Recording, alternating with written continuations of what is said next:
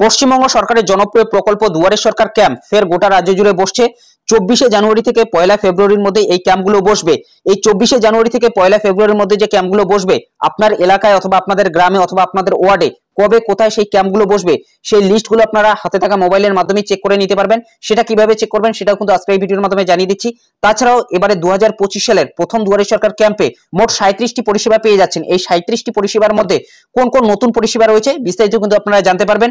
50% ছাড়ে বিদ্যুৎ বিল থেকে শুরু করে নতুন বিদ্যুতের কানেকশন থেকে শুরু করে লক্ষ্মীর ভান্ডার, স্বাস্থ্যসাথী কার্ড সমস্ত প্রকল্পে কিন্তু আপনারা নাম নথিভুক্ত করাতে পারবেন। তাছাড়াও লক্ষ্মীর ভান্ডার প্রকল্পে কিন্তু এবারের বয়সের কিন্তু একটা বিরাট ছাড় পেয়ে যাচ্ছেন। অন স্ক্রিন আপনারা দেখতে পাচ্ছেন 16 জানুয়ারি এই নোটিফিকেশনটি বের করা হয়েছে, যেখানে বলা হয়েছে 24শে জানুয়ারি থেকে 1লা ফেব্রুয়ারির মধ্যে এই দুয়ারে সরকার ক্যাম্পটা বসবে এবং 28শে ফেব্রুয়ারির মধ্যে যদি আপনাদের অ্যাপ্লিকেশনে কোনো ধরনের ভুল সংশোধনের প্রয়োজন হয় তাহলে আধিকারিকরা কিন্তু 28শে ফেব্রুয়ারির মধ্যে সেই ভুলটা সংশোধন করে দেবে। তাছাড়াও 28শে ফেব্রুয়ারির মধ্যে কিন্তু পরিষেবা প্রদানের অনেকটাই চেষ্টা করবে আধিকারিকরা। এখানে বলাই হয়েছে processing of application that have been receive, অর্থাৎ 24শে জানুয়ারি থেকে 1লা ফেব্রুয়ারি পর্যন্ত কিন্তু ক্যাম্প বসবে এবং 28শে ফেব্রুয়ারির মধ্যে আপনাদের অ্যাপ্লিকেশনের কাজ কিন্তু শুরু করা হবে এবং অনেকটাই সম্ভাবনা রয়েছে 28শে ফেব্রুয়ারির মধ্যে সেই পরিষেবাগুলো প্রদান করার। এবং অন স্ক্রিনে আপনারা দেখতে পাচ্ছেন কোন কোন পরিষেবাগুলো আপনারা পাবেন। এখানে কিন্তু 37টি পরিষেবার কথা বলা হয়েছে। প্রথমেই রয়েছে 1 নম্বরে খাদ্য সাথী, অর্থাৎ রেশন কার্ডের সমস্ত ধরনের কাজ কিন্তু এখানে আপনি করতে পারবেন। নতুন রেশন কার্ড থেকে শুরু করে রেশন কার্ডের যদি আপনাদের কোনো ধরনের ভুল সংশোধনের প্রয়োজন হয়, তাছাড়াও যদি আপনাদের পরিবার আলাদা করার প্রয়োজন হয় তাহলে সেটাও কিন্তু আপনি এই দুয়ারে সরকার ক্যাম্পে করতে পারবেন। এরপরে রয়েছে স্বাস্থ্যসাথী কার্ডে কিন্তু নতুন করে আপনি নাম নথিভুক্ত করাতে পারবেন। তাছাড়াও যদি আপনাদের স্বাস্থ্যসাথী কার্ডে কোনো ধরনের ভুল সংশোধনের প্রয়োজন হয় তাহলে সেটাও কিন্তু এখান থেকে আপনি করে নিতে পারবেন। তাছাড়াও ডিসেবিলিটি সার্টিফিকেট অর্থাৎ প্রতিবন্ধী সার্টিফিকেট কিন্তু এখান থেকে আপনারা পেয়ে যাবেন, অর্থাৎ প্রতিবন্ধী সার্টিফিকেটের জন্য আবেদন করতে পারবে। 4 নম্বরে বলা হয়েছে SC/ST সার্টিফিকেট, অর্থাৎ SC/ST সার্টিফিকেটের জন্য আপনি আবেদন করতে পারবেন। 5 নম্বরে বলা হয়েছে তপশিলি বন্ধু, যদি এই তপশিলি বন্ধু প্রকল্পে আপনাদের নাম নথিভুক্ত থাকে সেক্ষেত্রে প্রতি মাসে কিন্তু 1000 টাকা করে ভাতা পাবেন। এরপরে 6 নম্বরে বলা হয়েছে মেধাশ্রী, এই মেধাশ্রী প্রকল্পে শুধুমাত্র ছাত্রছাত্রীরাই কিন্তু আবেদন করতে পারবে। 7 নম্বরে বলা হয়েছে শিক্ষাশ্রী, এই শিক্ষাশ্রী প্রকল্পেও শুধুমাত্র ছাত্রছাত্রীরাই আবেদন করতে পারবে। 8 নম্বরে বলা হয়েছে জয় জোহার, যদি এই জয় জোহার প্রকল্পে আপনাদের নাম নথিভুক্ত থাকে সেক্ষেত্রেও প্রতি মাসে কিন্তু 1000 টাকা করে আপনারা ভাতা পাবেন। এই জয় জোহার প্রকল্পে শুধুমাত্র তারাই নাম নথিভুক্ত করাতে পারবেন যাদের বয়স 60 পেরিয়ে গিয়েছে অথবা সদ্য যাদের 60 হয়েছে তারা কিন্তু এই জয় জোহার প্রকল্পে নাম নথিভুক্ত করাতে পারবেন। 9 নম্বরে বলা হয়েছে কন্যাশ্রী, এই কন্যাশ্রী প্রকল্পে শুধুমাত্র মেয়েরাই কিন্তু আবেদন করতে পারবেন। এরপর 10 নম্বরে বলা হয়েছে রূপশ্রী প্রকল্প। 11 নম্বরে বলা হয়েছে মানবিক প্রকল্প, অর্থাৎ এই মানবিক প্রকল্প হচ্ছে প্রতিবন্ধী ভাতা। যদি আপনাদের কাছে ডিসেবিলিটি সার্টিফিকেট রয়েছে তাহলে সেই ডিসেবিলিটি সার্টিফিকেট দেখিয়ে কিন্তু আপনি এই মানবিক প্রকল্পে আবেদন করতে পারেন। যদি আপনাদের মানবিক প্রকল্পে নাম নথিভুক্ত থাকে সেক্ষেত্রে প্রতি মাসে কিন্তু 1000 টাকা করে প্রতিবন্ধী ভাতা পাবেন অথবা মানবিক প্রকল্প থেকে কিন্তু টাকা পাবেন, অর্থাৎ প্রতিবন্ধী ভাতার কিন্তু আরেকটি নাম মানবিক ভাতা। এরপর 12 নম্বরে বলা হয়েছে লক্ষ্মীর ভান্ডার, অর্থাৎ লক্ষ্মীর ভান্ডার প্রকল্পে কিন্তু নাম নথিভুক্ত করাতে পারবে বাড়ির মহিলারা। এখানে একটা বিরাট কিন্তু বয়সের ছাড় পেয়ে যাচ্ছেন 2025 সালে 1/1/2025 হিসেবে, অর্থাৎ 1লা জানুয়ারি 2025 হিসেবে যদি আপনাদের বয়স 25 হয়েছে সেক্ষেত্রে কিন্তু আপনি লক্ষ্মীর ভান্ডার প্রকল্পে আবেদন করতে পারবেন, অর্থাৎ 1 বছরের কিন্তু আপনারা একটা বয়সের ছাড় পেয়ে যাচ্ছেন। এবং আপনারা জানেন লক্ষ্মীর ভান্ডার প্রকল্পে আবেদনের ক্ষেত্রে 25 থেকে 59 বছর বয়স কিন্তু রাখা হয়েছে। যদি আপনাদের বয়স 25 হয়েছে সেক্ষেত্রে কিন্তু আপনি লক্ষ্মীর ভান্ডার প্রকল্পে আবেদন করতে পারেন।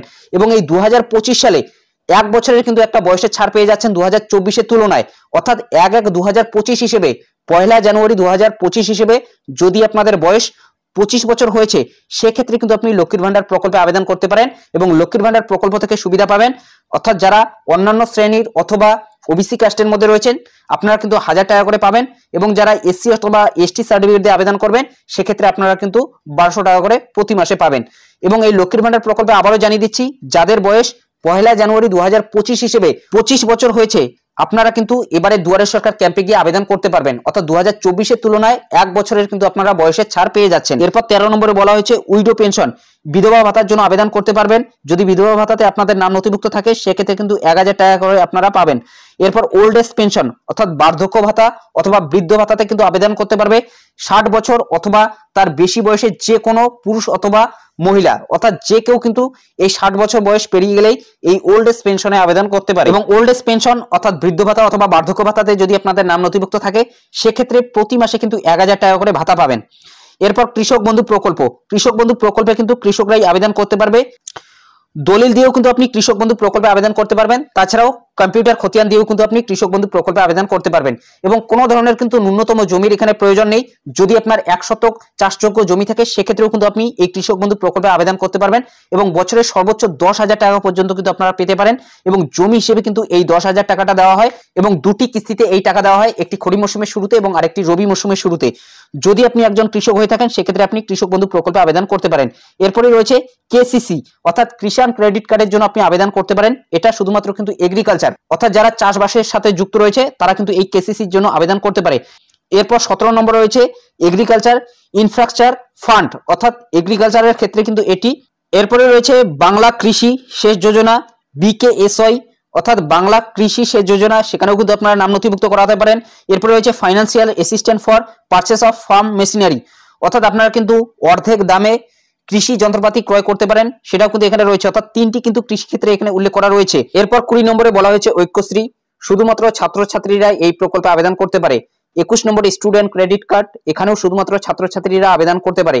22 নম্বরে বলা হয়েছে banking related including opening of bank accounts and linking of bank account অর্থাৎ ব্যাংক অ্যাকাউন্ট ওপেন, তাছাড়াও ব্যাংকের অ্যাকাউন্টের সাথে আধার লিঙ্কও কিন্তু করা হতে পারে। এই ধরনের পরিষেবাও কিন্তু কিছু কিছু ক্যাম্পে দেওয়া হতে পারে। এরপর 23 নম্বরে বলা হয়েছে আধার রিলেটেড সার্ভিস অর্থাৎ আধার কার্ড রিলেটেড কিন্তু আপনারা সার্ভিস পেয়ে যাচ্ছেন দুয়ারে সরকার ক্যাম্পে।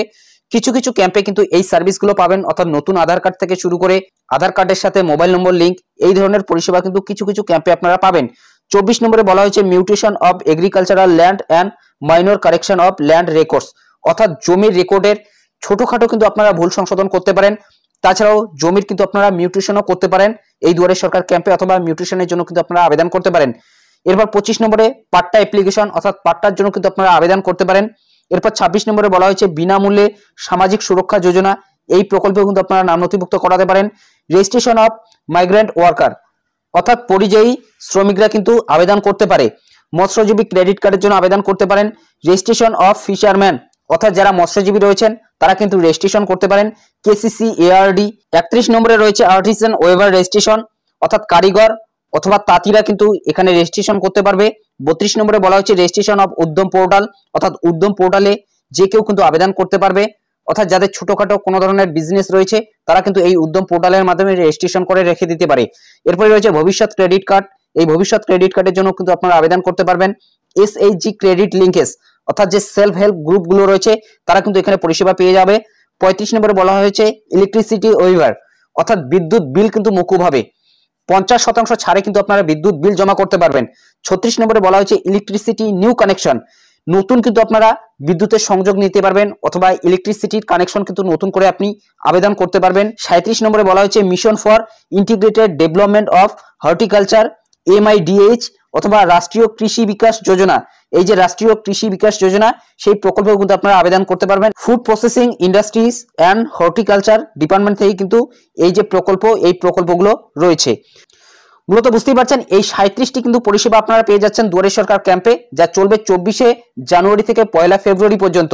এখন আমরা দেখে নিচ্ছি আপনার এলাকায় অথবা আপনার গ্রামে অথবা আপনাদের ওয়ার্ডে কবে দুয়ারে সরকার ক্যাম্প বসবে এবং কোথায় ক্যাম্প বসবে। এর জন্য গুগলে চলে যাবেন, গুগলে এসে সার্চ দেবেন দুয়ারে সরকার লিখে, দুয়ারে সরকার লিখে সার্চ দিতে প্রথম যে অফিসিয়াল ওয়েবসাইটটি দেখতে পাচ্ছেন ds.wb.gov.in, এটার উপরে আপনারা ক্লিক করে দেবেন। অন স্ক্রিন দেখতে পাচ্ছেন দুয়ারে সরকারের অফিসিয়াল ওয়েবসাইটে কিন্তু আমরা চলে এসেছি। দুয়ারে সরকারের অফিসিয়াল ওয়েবসাইটটি কিন্তু এরকম আপনারা দেখতে পারবেন। তো এখান থেকে সিম্পলি একটু আপনারা উপরে তুলে নেবেন, দেখুন এখানে বেশ কয়েকটি কিন্তু অপশন রয়েছে। এখানে একটি অপশন আপনারা দেখতে পারবেন ডান দিকে ফাইন্ড ইওর ক্যাম্প, এই যে ফাইন্ড ইওর ক্যাম্প, এই ফাইন্ড ইওর ক্যাম্পের উপরে ক্লিক করে দেবেন। তাছাড়াও এখানে কিন্তু কন্ট্রোল রুমের আপনারা নম্বর পেয়ে যাচ্ছেন, তাছাড়াও হেল্পলাইন নম্বরগুলো কিন্তু আপনারা পেয়ে যাচ্ছেন।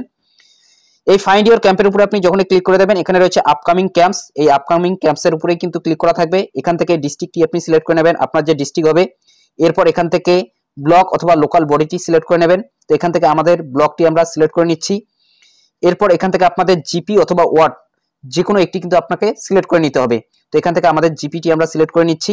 জিপিটি সিলেক্ট করে নেওয়ার সাথে সাথেই কিন্তু নিচে আপনারা দেখতে পাচ্ছেন সেই ক্যাম্পের লিস্টগুলো কিন্তু চলে এসেছে।